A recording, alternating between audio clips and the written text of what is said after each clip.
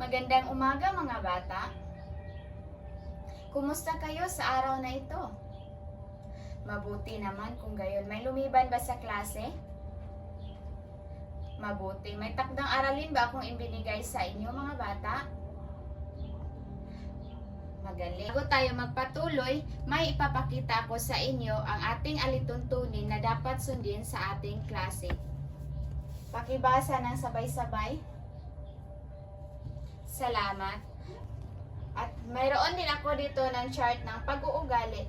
At kung gusto nyo magkaroon ng star, ay mag-participate kayo sa mga aktibidad at sa ating klase. At mayroon din ako ditong talaan ng puntos. At ngayon naman, may ipapakita akong larawan sa inyo. Ano ang nakikita nyo sa larawan na ito? Magaling.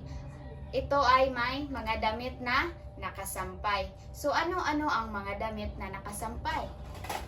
Magaling. May iba't ibang damit na nakasampay. Alam nyo ba mga bata na kapag natuyo na ang inyong mga damit na inyong isinampay ay kailangan nyo itong kunin?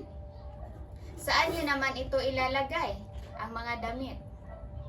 Magaling. Sa kabinet. Ngunit kailangan muna natin itong tupiin.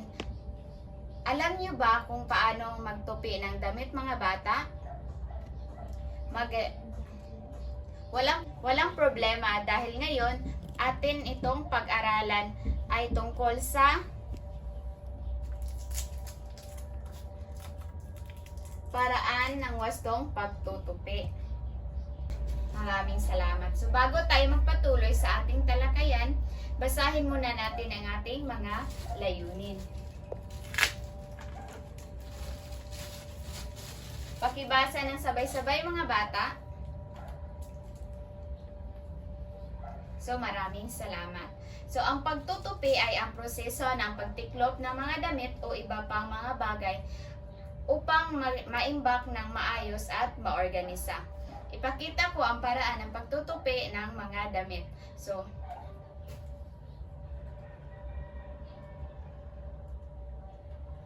ano ang nakikita nyo sa larawan?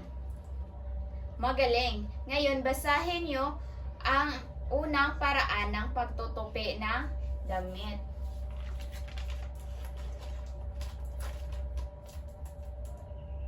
Pakibasa ng unang paraan ng pagtutupi ng damit mga bata.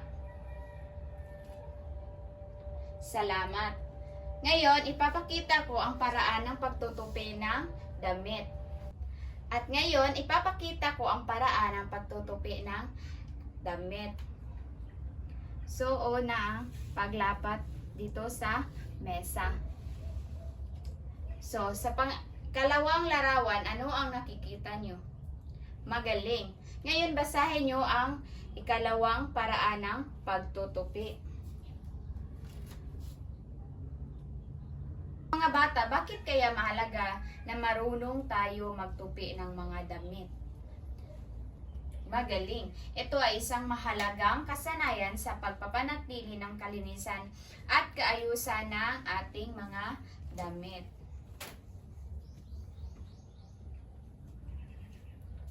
So may mga katanungan pa ba kayo mga bata? Kung wala ay magkakaroon kayo ng aktibidad. Magkaroon kayo ng isang sadula. Ngunit hahatiin ko muna kayo sa dalawang pangkat. Bibigyan ko lamang kayo ng 3 minuto para magsanay. At narito ang inyong pamantayan sa inyong gawain.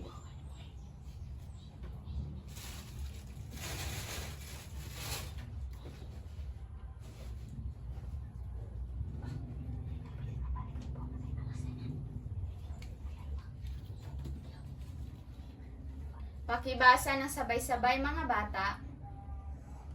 Salamat.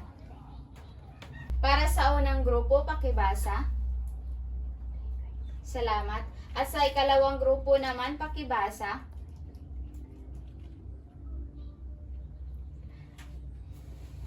So magaling. Saan mo pag-grade ani? Pangutana sa kung naman na ba.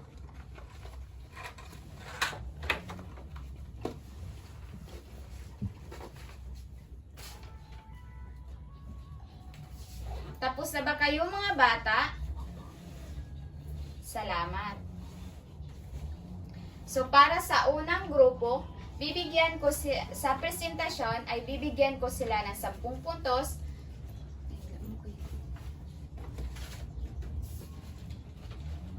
Para naman sa unang grupo, ay bibigyan ko sila ng 10 puntos sa presentasyon.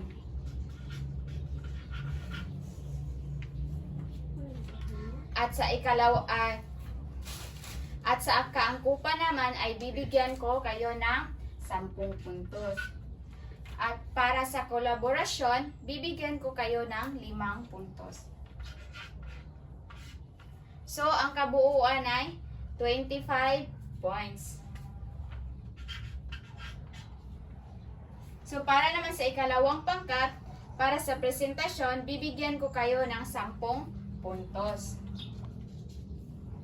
At para naman sa kaangkupan ay 10 puntos din. Para naman sa kolaborasyon, bibigyan ko kayo ng 5 puntos. Para sa kabuuan ay 25 points. At dahil lahat ng grupo ay nag-participate, bibigyan ko kayo ng madaming star. So, para sa unang grupo, bibigyan ko kayo ng 3 star. At para naman sa ikalawang grupo, bibigyan ko din kayo ng 3 star. Palakpakan ang mga sarili, mga bata. At ngayon naman ay magkaroon tayo ng maikling pasulit. Pakibasa ng sabay-sabay ang panuto, mga bata. At ngayon naman ay magkakaroon tayo ng maikling pasulit. So, basahin ng sabay-sabay, mga bata, ang panuto. Basahin at intindihin ang bawat katanungan, piliin ang titik ng tamang sagot. Tapos na ba kayo, mga bata? Pakipasa ng inyong mga papel.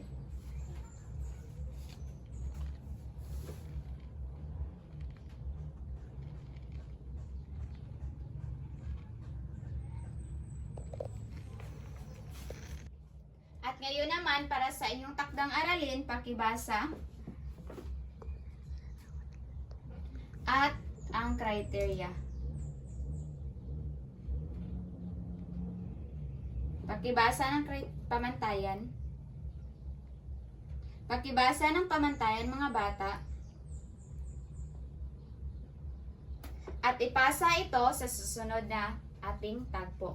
Paalam, mga bata.